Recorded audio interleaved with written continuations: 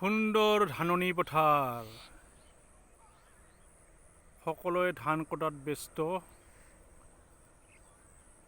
আৰু ধান চপোৱাৰ কাৰণে ইমান ধুনীয়া বতৰ দিছে। সুন্দৰ ৰ'দ, সুন্দৰ খৰালি মাহ।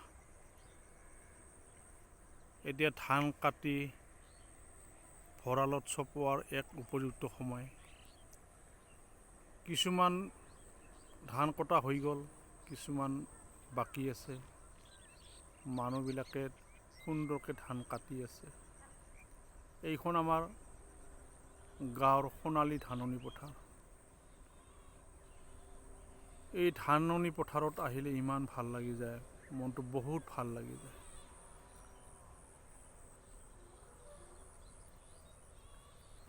ইমান ধুনীয়া ধাননি পথাৰ।